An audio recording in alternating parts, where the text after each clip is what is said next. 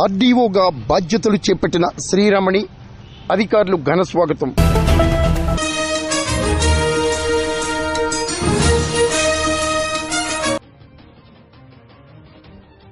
కాకినాడ జిల్లా Peddapuram revenue divisional అధికారినిగా Sriramani ఆదివారం బాధ్యతలు చేపట్టారు.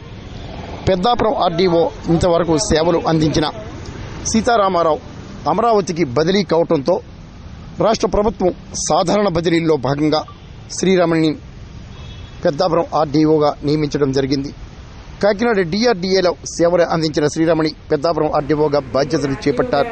కార్యాలయ అధికారులు సిబ్బంది ఘన స్వాగతం పలికారు.